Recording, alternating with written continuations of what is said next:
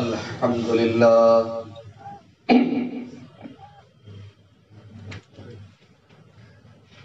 نحمده ونستعينه ونستغفره ونعوذ بالله من شرور أنفسنا ومن سيئات أعمالنا من يهده الله فلا مضل له ومن يضلل فلا هادي له وأشهد أن لا إله إلا الله وحده لا شريك له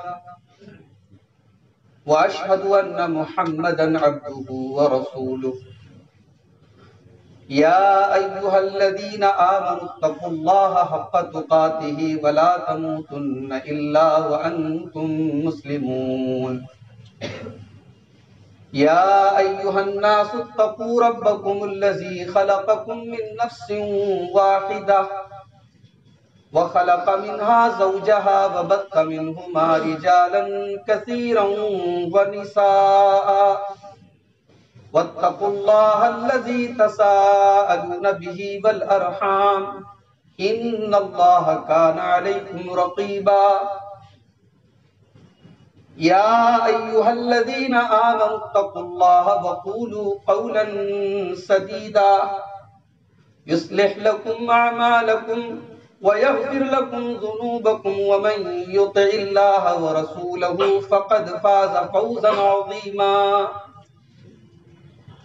أما بعد فإن خير الحديث كتاب الله وخير الهدي هدي محمد صلى الله عليه وسلم وشر الأمور محدثاتها وكل محدثة بدعة وكل بدعة ضلالة وكل ضلالة في النار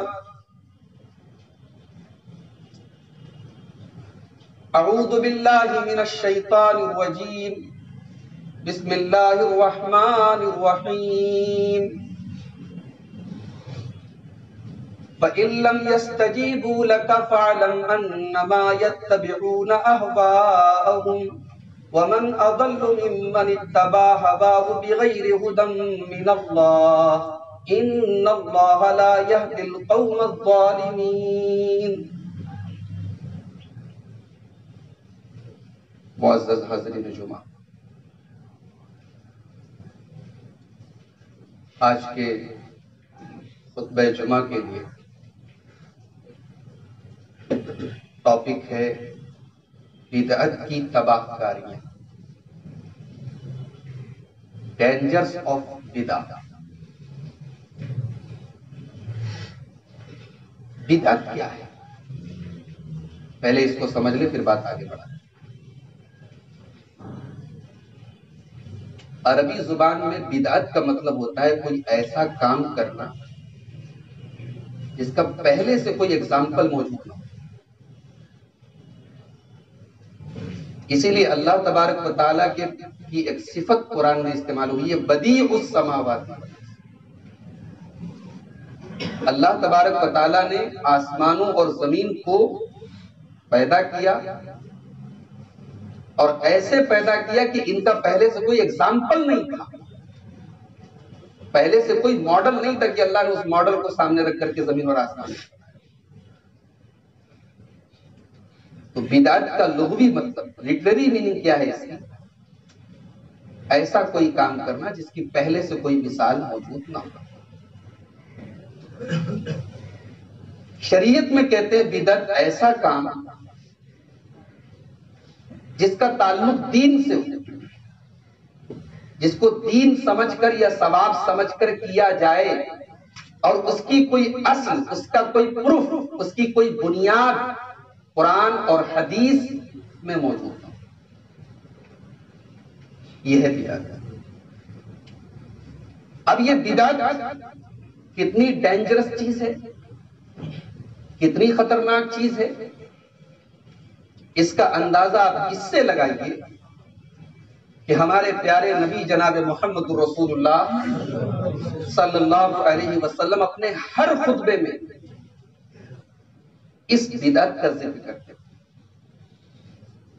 اور کس انداز میں کرتے تھے، کس اسٹائل میں کرتے تھے. صحیح مسلم کی وہ حدیث آپ اٹھائیں جس میں اللہ کے نبی صلی اللہ علیہ وسلم کے خطبے کا انداز بیان اور اللہ کے رسول کی تقریر کا انداز بیان ذکر کیا گیا ہے. اور اس میں پھر آگے راوی کہتے ہیں کہ اللہ کے رسول صلی اللہ علیہ وسلم اپنے خطبے میں کہتے تھے فَإِنَّ خَيْرَ الْأُمُورِ فَإِنَّ خَيْرَ الْحَدِيثِ كِتَابُ اللَّهِ.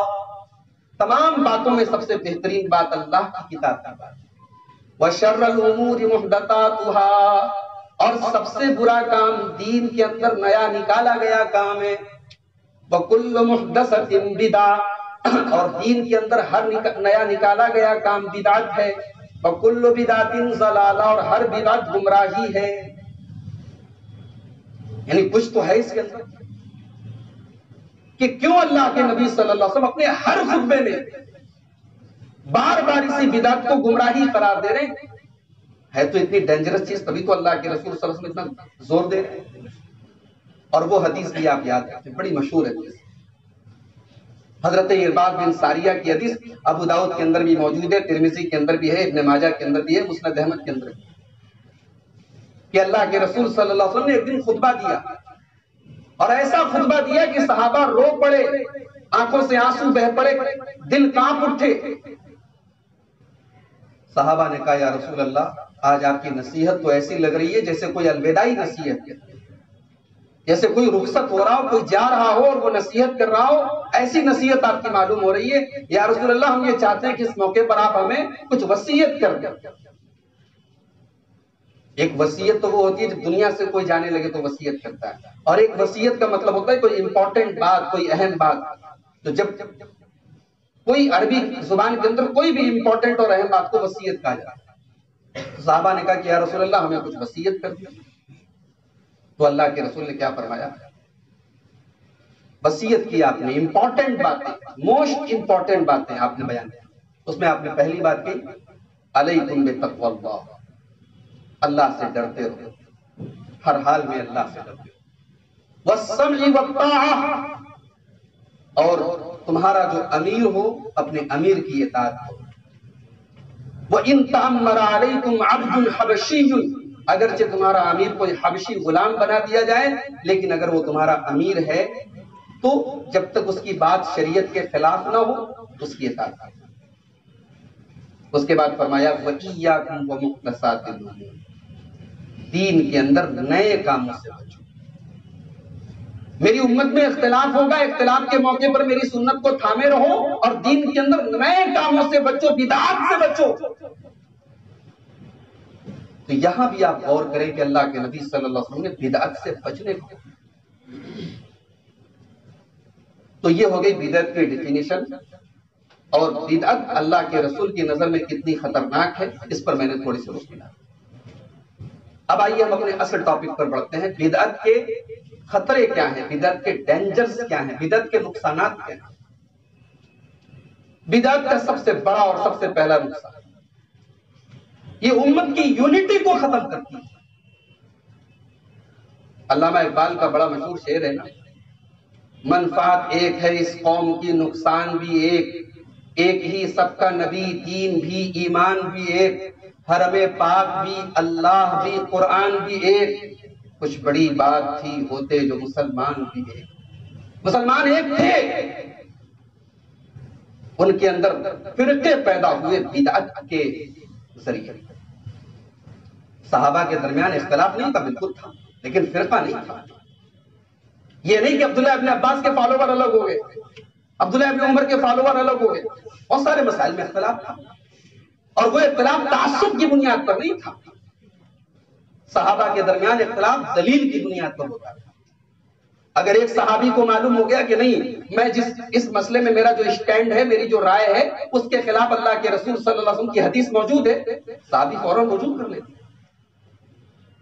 لیکن پھر جب بدعت پیدا ہوئی، شیعہ پیدا ہوتے، خوارج پیدا ہوتے، پھر تقدیر کا انکار کرنے والے قدریہ پیدا ہوتے، پھر اللہ تبارک و تعالیٰ کی صفات کا انکار کرنے والے جہمیہ پیدا ہوتے، پھر معتزلہ پیدا ہوتے، دنیا بھر کے فرقے پیدا ہوئے. یہ بدعت کے ذریعے پیدا ہوئے. اور اسی لیے آپ نے غور کیا کہ صحابہ نے اور سلف نے اپنا جو نام رکھا وہ نام کیا تھا؟ اہل السنت والجماعہ. سنت اور یونٹی، اجتماعیت پر چلنے والے تھے.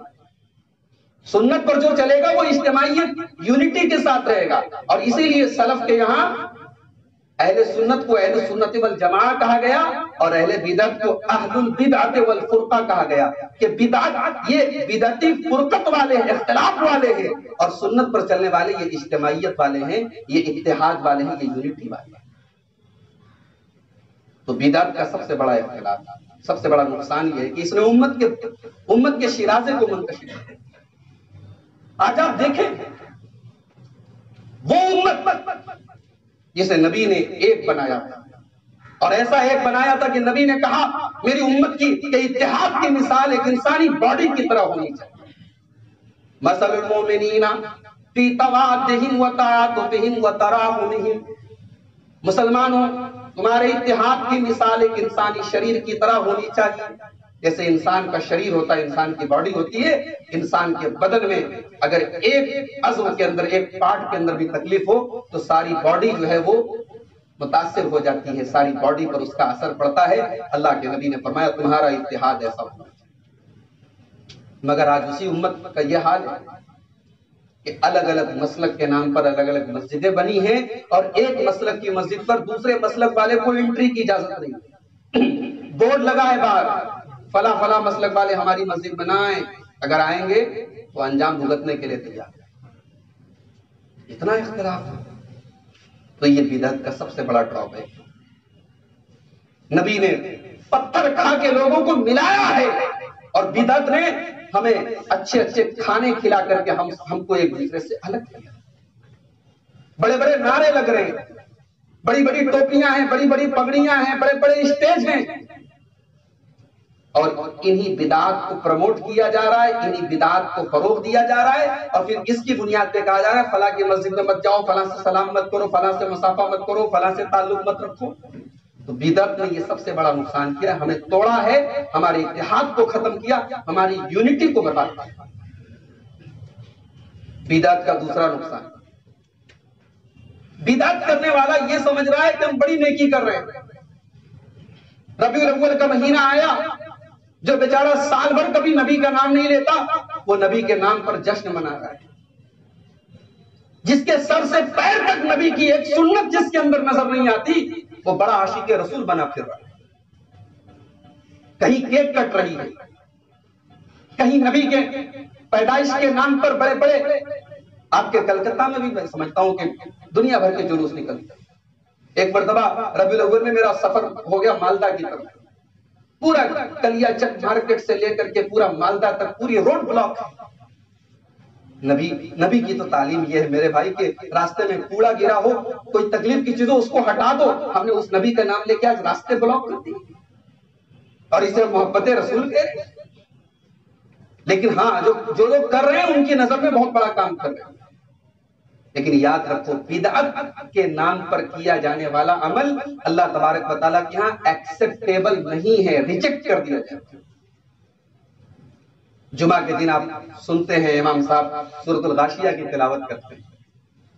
هل أتاك حديث الغاشية وجوه يومئذ خاشعة عاملة ناصبة. قیامت کے دن کچھ لوگ آئیں گے بڑی محنت کر کے، بڑے عمل کر کے، بڑے سجدے کر کے، بڑی عبادتیں کر کے آئے ہوں گے. عاملة ناصبة، عمل کر کے تھک چکے ہوں گے، اتنے عمل کیے ہوں گے. رجب کا مہینہ آیا، 100 رکعت انہوں نے نمازیں پڑھی ہوں گی. شعبان کی 15 تاریخ کو انہوں نے روزے بھی رکھے ہیں. بہت سارے ایسے روزے اور بہت ساری ایسی نمازیں انہوں نے پڑھی ہیں جو قرآن سے، جو نبی کی حدیثوں سے ثابت نہیں ہیں. انہوں نے عمل کر کے اپنے آپ کو تھکایا ہے، لیکن اللہ کیا کہہ رہا ہے؟ تَصْلَىٰ نَارًا حَامِيَةً، عمل کرنے کے باوجود وہ جہنم میں ڈالے جائیں گے.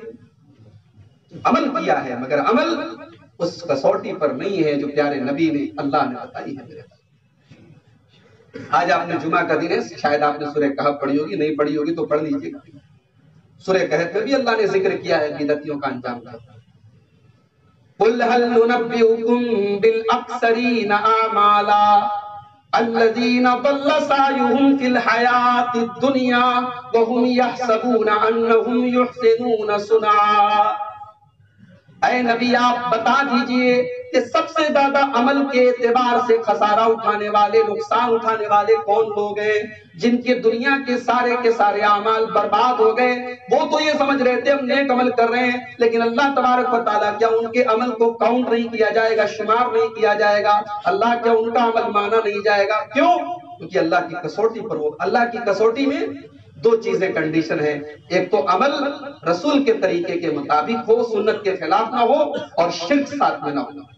توحید اور نبی کی اتباع، یہ دو کنڈیشن ہے، یہ بنیادی کنڈیشن ہے، ان کے بغیر اللہ کے کوئی عمل قبول نہیں۔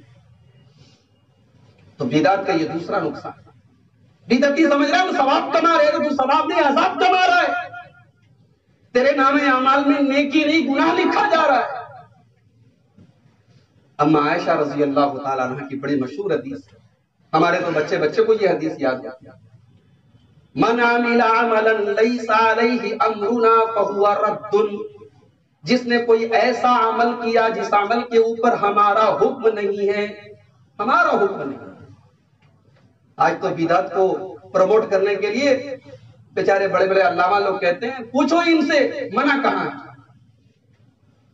نبی نے یہ نہیں کہا کہ منع کہاں ہے، نبی نے ہمیں کسوٹی دی ہے، پوچھو ثابت کہاں ہے۔ بدعت کو ریجیکٹ کرنے کے لیے اتنا کافی ہے کہ ثابت نہیں ہے۔ اگر ہم نے یہ اصول بنا لیا منع کہاں ہے، تو پھر دین تو حیدرآباد کی حلیم بن جائے گی اور کلکتہ کا رسول اللہ بن جائے گا، جیسے چاہے ویسے کھا لو، جیسے چاہے ویسے بنا لو۔ دین اللہ کے نبی کا دیا ہوا دین ہے، اللہ کا دیا ہوا دین ہے۔ اگر ہم اس میں یہ اصول بنا دیں منع کہاں ہے، تو چلو بھائی 5 ہی ٹائم کی نمازیں کیوں، 2-4 ٹائم کی اور بڑھا لے، تو منع کہاں ہے؟ ابھی آپ نے پوری اذان سنی، اللہ اکبر پر اذان شروع ہوئی، لا الہ الا اللہ پر ختم ہو گئی۔ مؤذن صاحب سے میں سوال کرتا ہوں جناب آپ نے اذان کیسی دی؟ ہم تو کلمہ پڑھتے ہیں لا الہ الا اللہ محمد رسول اللہ، اور آپ کی اذان کے لاسٹ میں صرف لا الہ الا اللہ آیا، آپ کی اذان صحیح نہیں ہے، آپ آخر میں محمد رسول اللہ بڑھائیے۔ مؤذن صاحب پوچھے ارے مولوی صاحب کیا کہہ رہے ہیں آپ؟ میں کہوں گا منع کہاں ہے؟ تو یہ دین کے اندر یہ نہیں چلے گا، منع کہاں ہے؟ دین کے اندر یہ چلے گا ثابت کہاں ہے، where is the proof, proof کہاں ہے؟ دین کے اندر یہ نہیں پوچھا جائے گا منع کہاں ہے۔ تو نبی نے کہا جس پر ہمارا حکم نہیں ہے، جس پر ہمارا آرڈر نہیں ہے، جس پر ہماری مہر نہیں ہے، وہ مردود ہے۔ نوٹ بندی ہوئی نا، پرانے 500 کے 1000 کے نوٹ ابھی بھی عورتوں نے کہیں چھپا کے ہمارے الماری میں رکھے ہوں گے، وہ نکال کے آپ ذرا مارکیٹ میں لے کے چلیے، کوئی لے گا کیا؟ 10 روپے کا سامان بھی کوئی آپ کو نہیں دے گا۔ نوٹ وہی ہے پرانی جو چلتی تھی، لیکن اب حکومت نے کہہ دیا نہیں انویلڈ ہے یہ، حالانکہ یہ 2000 کی نئی نوٹ آئی، اس سے اچھا کاغذ تھا، اس کا اس سے اچھی کوالٹی تھی اس کی، پیپر کی کوالٹی نہیں چلے گی۔ یہ دیکھا جائے گا اس پر حکومت نے اس کو ویلڈ قرار دیا ہے کہ نہیں، شریعت نے، اللہ نے، رسول نے جس کو ویلڈ نہیں قرار دیا، جس پر اللہ اور اس کے رسول کی مہر نہیں ہے، مردود ہے وہ۔ تو یہ بدعت کا دوسرا نقصان ہے میرے بھائی۔ بدعت کا تیسرا نقصان، بدعت کرنے والا اللہ تبارک و تعالیٰ کو بلیم کرتا ہے، اللہ پر ایک الزام لگاتا ہے۔ کیا الزام لگاتا ہے؟ کہ اللہ نے اپنے نبی کے ذریعے جو ہمیں دین دیا ہے وہ دین انکمپلیٹ ہے، وہ دین ادھورا ہے، ہم اس کو میلاد کے ذریعے پورا کر رہے ہیں، ہم اس کو 11ویں کے ذریعے پورا کر رہے ہیں، ہم اس کو 12ویں کے ذریعے پورا کر رہے ہیں، ہم اس کو محرم کے تعزیے کے ذریعے پورا کر رہے ہیں۔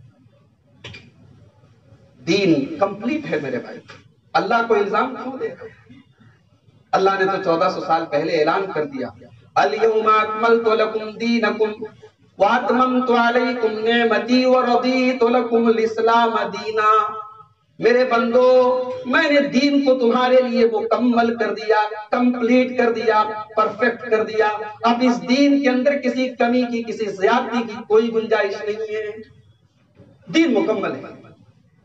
بدعت کر رہے ہو، اللہ کو بلیم کر رہے ہو، اللہ پر الزام لگا رہے ہو کہ اللہ نے دین کو انکمپلیٹ دیا ہے، تم کمپلیٹ کرنے چلے۔ اور بدعت کا ایک نقصان اور ہے، یہ رسول پر بھی بلیم ہے۔ بھئی رسول کی ڈیوٹی کیا تھی؟ بولو بھائی، رسول کی ڈیوٹی یہی تو تھی، اللہ نے جو دین دیا ہے اسے ایز اٹ از پوری امانت کے ساتھ امت تک پہنچا دیا تھا. یہ رسول کی ڈیوٹی تھی میرے بھائی. اور ایک بات آپ کو بتاؤں, رسول پر حملے ہوتے تھے, رسول پر جان لیوا حملے بھی ہوئے تھے. اللہ نے قرآن میں سورہ مائدہ کی آیت نمبر 67 نازل کی. اللہ نے اپنے نبی کو پروٹیکشن دیا. اللہ نے کہا ہم آپ کی حفاظت کریں گے, کوئی دشمن آپ کا بال باقا نہیں کر سکتا, ہم آپ کی حفاظت کریں گے. بس ایک کنڈیشن ہے, آپ اپنی ڈیوٹی پوری کرتے رہے. ڈیوٹی کیا ہے؟ یا ایھا الرسول بلغ ما انزل الیک من ربک, اے رسول اللہ نے آپ کی طرف جو اتارا ہے آپ اس کو ایز اٹ از امت تک پہنچا دیں.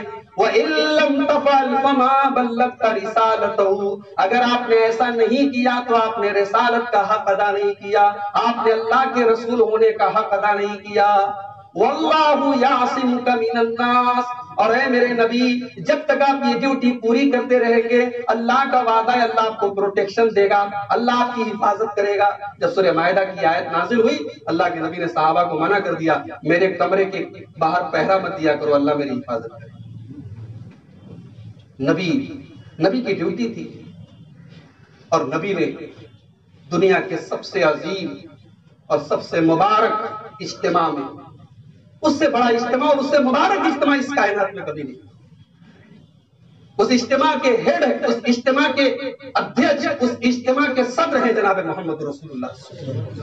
اور اس اجتماع کے جو سامعین ہیں وہ اس دنیا میں نبیوں کے بعد سب سے مقدس لوگ ہیں, 1.25 لاکھ صحابہ ہیں. عرفات کا میدان ہے, میرے نبی کھڑے ہو کے صحابہ سے کہتے ہیں ایھا الناس انتم تسألون عنی فما انتم قائلون, اے میرے صحابہ میرے بارے میں کل قیامت کے دن اللہ پوچھے گا کہ تمہارے نبی نے تمہیں اللہ کا دین پہنچایا کہ نہیں پہنچایا. فما انتم قائلون, تو تم کیا جواب دو گے؟ اللہ کی قسم 1.25 لاکھ صحابہ نے بیک زبان کہا یا رسول اللہ قد بلغت وادیت ونصحت, اے اللہ کے رسول ہم یہی گواہی دیں گے آپ نے اپنا حق ادا کر, آپ نے اپنی خیر خواہی کا حق ادا کر.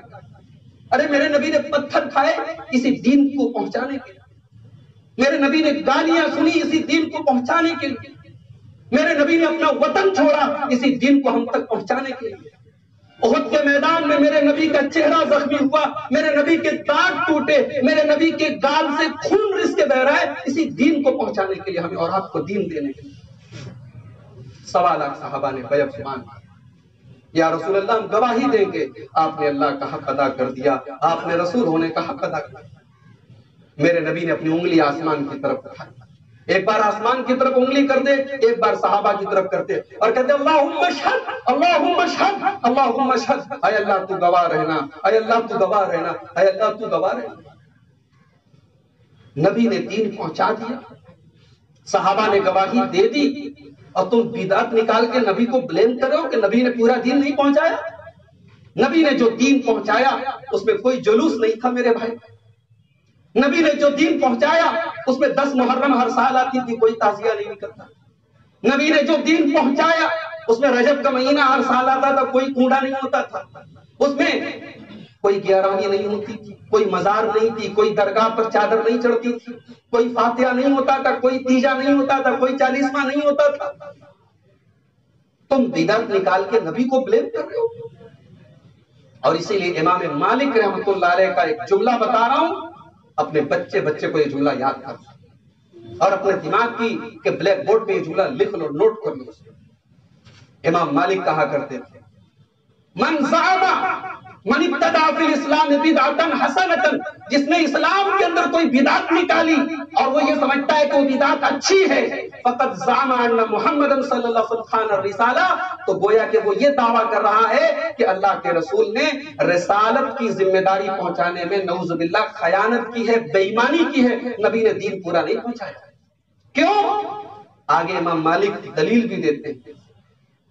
امام مالک بھی الحمدللہ قرآن اور حدیث پر چلنے والے تھے, دلیل دیتے تھے تو قرآن سے دیتے تھے, یہ حدیث سے, وہ منطق سے دلیل نہیں دیتے تھے جیسے آج ہمارے یہاں منطق سے دلیلیں دی جاتی ہیں. آج کل دیکھیے آپ بدعت کو پروموٹ کرنے والے دلیلیں کیسی دیتے ہیں, ایران کی, توران کی, ادھر کی ادھر کی عقلی دلیلیں, پبلک ہاں ہاں کر رہی ہے, لوگوں نے کہا بہت اچھی ہمارے مولوی صاحب نے دلیل دی. امام مالک کہہ رہے جو بدعت کرتا ہے وہ نبی کو بلیم کرتا ہے، نبی نے دین کو پہنچایا نہیں، پھر دلیل دیتے کیوں؟ اس لیے کہ اللہ تعالیٰ نے قرآن میں فرمایا سورہ مائدہ کے اندر الیوم اکملت لکم دینکم، آج میں نے تمہارے دین کو مکمل کر دیا۔ امام مالک کہتے ہیں فما لم یکن یومئذ دینا فلا یکون الیوم دینا، جو چیز اس دن، جس دن یہ قرآن کی آیت نازل ہوئی، اس دن جو چیز دین کے اندر شامل نہیں تھی وہ آج بھی دین نہیں بن سکتی۔ اللہ نے کہا نا آج میں نے دین مکمل کر دیا، تو 1400 سال پہلے اللہ نے کہا تھا کہ آج میں نے دین مکمل کر دیا، تو جو چیز اس دن دین کے اندر شامل نہیں تھی وہ آج 2021 میں 2020 میں وہ چیز دین نہیں بن سکتی۔ یہ بات یاد رکھنا۔ بدعت کا ایک بہت بڑا خطرناک پہلو یہ بھی ہے کہ بدعت جو ہوتی ہے نا، بدعت کرنے والا اپنی خواہشات کو فالو کرتا ہے۔ آپ غور کیجئے کہ جتنی بدعات ہیں اس سے لوگوں کے فائدے جڑے ہوئے ہیں، اور بدعات اسی لیے بند نہیں ہو رہی، کچھ لوگوں کے پیٹ کی دکان ہے اس سے چل رہی ہے۔ تو بدعت یہ خواہشات پر چلنے کا نام ہے، اور اسی لیے میں نے خطبہ مسنونہ میں جو آیت آپ کے سامنے پڑھی تھی سورہ قصص کی آیت نمبر 50 ہے، آیت نمبر 50۔ اللہ نے کہا دو ہی راستے ہیں، یا تو نبی کی پیروی ہے یا خواہشات کی پیروی ہے، تیسری کوئی پیروی نہیں ہے دنیا میں۔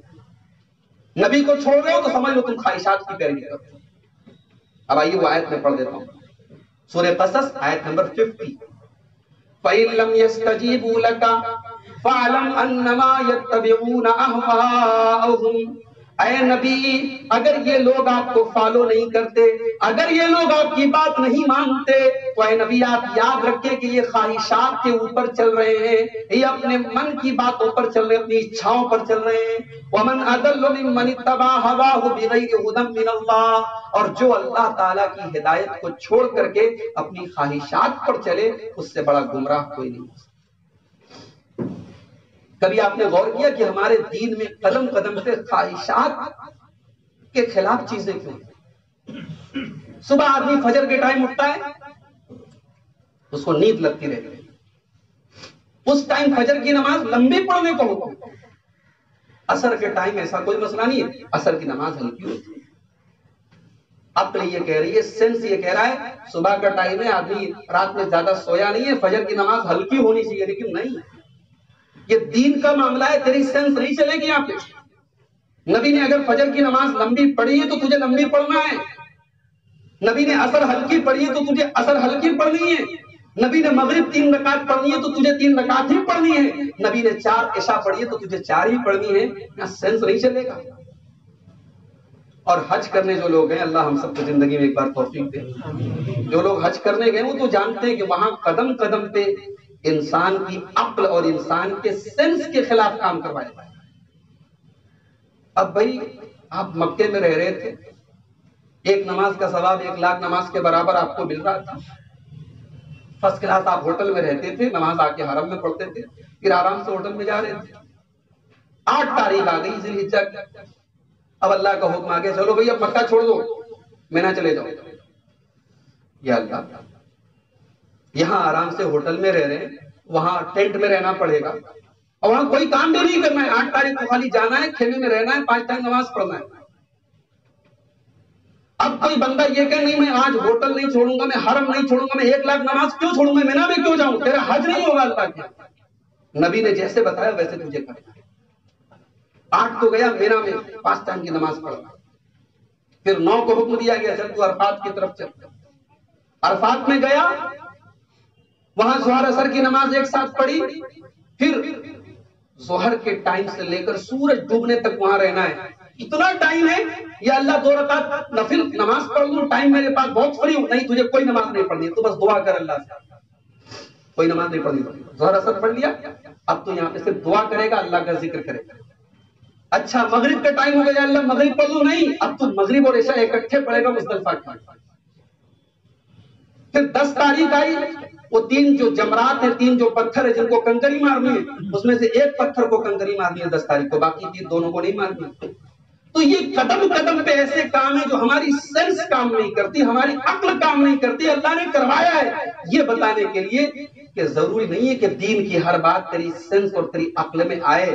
دین دین کا مطلب ہے ٹو فالو، دین کا مطلب ہے ٹو اوبے، دین کا مطلب ہے نبی کی بات ماننا، شریعت کی بات ماننا، سینس اور عقل پر چلنا ہے تو بدعتی بن جا، جو تیرے عقل میں آئے، جو تیرے دماغ میں آئے، جو تجھے اچھا لگے وہ کام کر، تو بدعتی ہو جا۔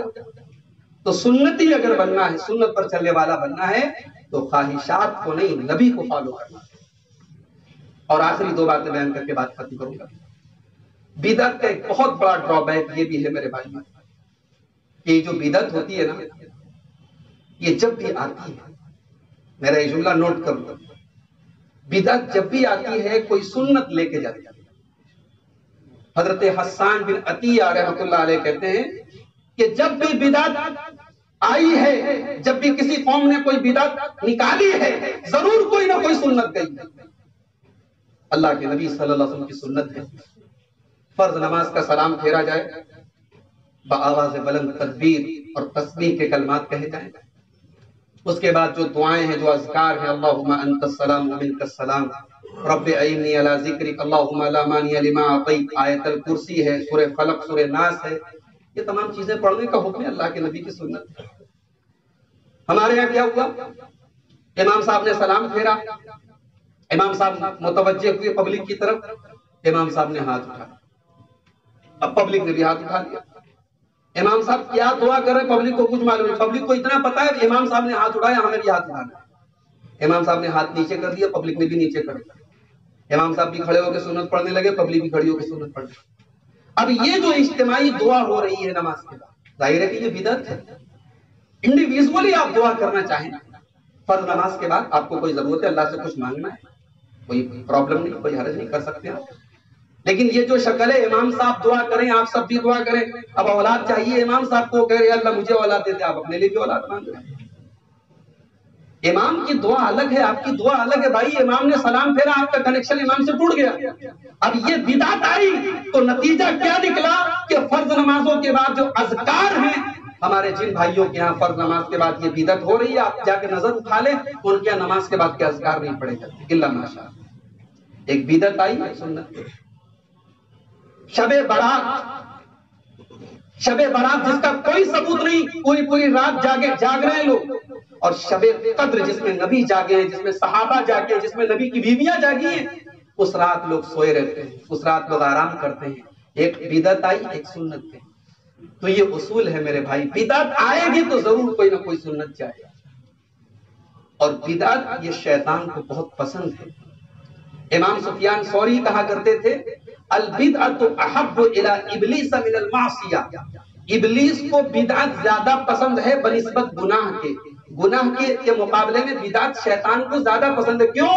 لأن المعصیۃ یتاب منہا والبدعۃ لا یتاب منہا، بدعت کرنے والا توبہ نہیں کرتا ہے، گنہگار توبہ کر لیتا ہے۔ ایک آدمی سگریٹ پی رہا ہے، مولوی صاحب نے سمجھا دیا سگریٹ چھوڑ دے گا۔ ایک آدمی نماز نہیں پڑھتا تھا، مولوی صاحب نے سمجھا دیا نماز شروع کر دی اس نے۔ لیکن بدعت کرنے والے کو مولوی صاحب سمجھائیں گے تو الٹے مولوی صاحب کا دشمن ہو جائے گا، ارے یہ تو مجھ کو میرے باپ دادا اتنا اچھا کام کرتے تو مجھ کو روک رہا ہے، وہ مولوی کا دشمن بن جائے گا۔ تو بدعت کو شیطان اتنا مزین کر کے، اتنا اٹریکٹیو بنا کر کے، اتنا سجا کر کے پیش کرتا ہے کہ پبلک کو لگتا ہے یار یہ تو بہت اچھا کام ہے، دین کا کام ہے، اس میں تو بڑا فائدہ ہے۔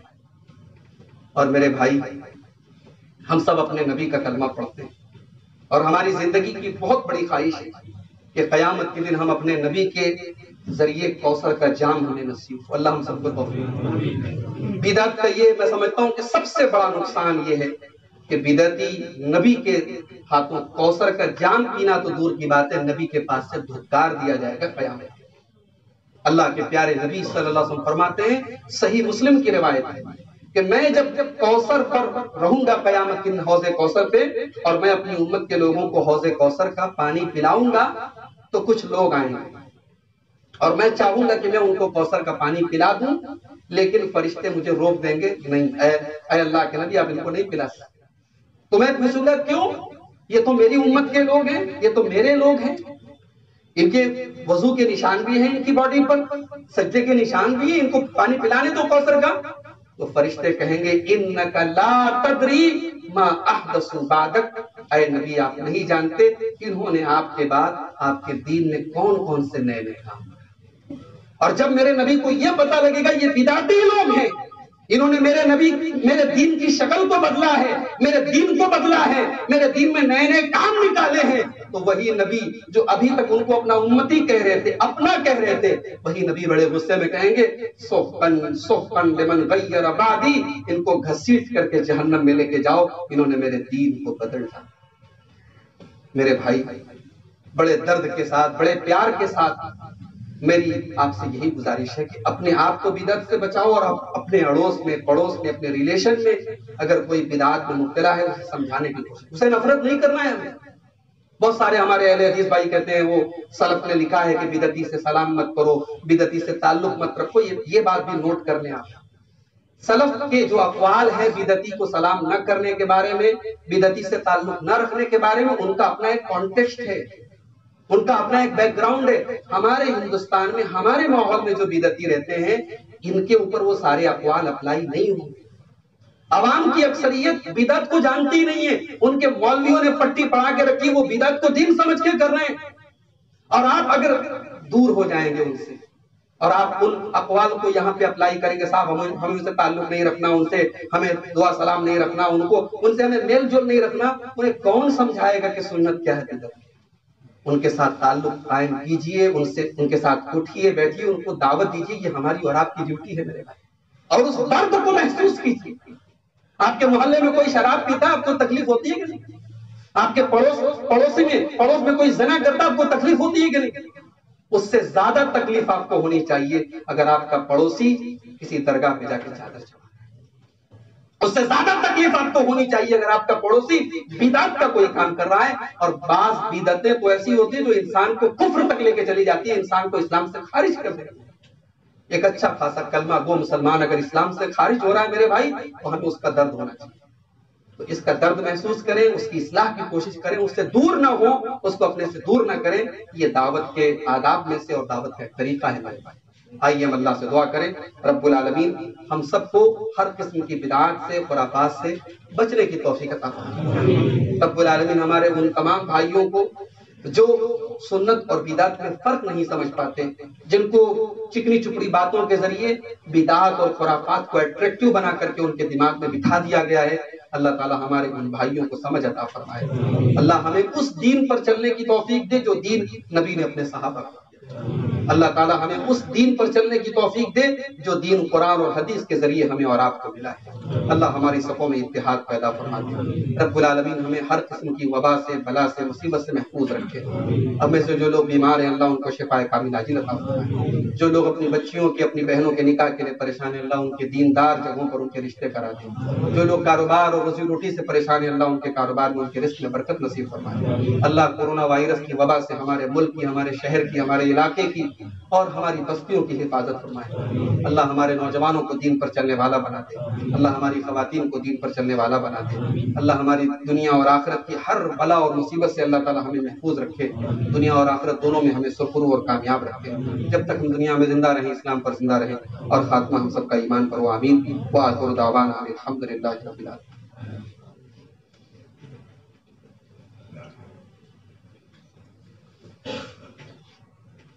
الحمد للہ کفا وسلام علی عبادہ الذین اصطفى، اما بعد اعوذ باللہ من الشیطان الرجیم، بسم اللہ الرحمن الرحیم۔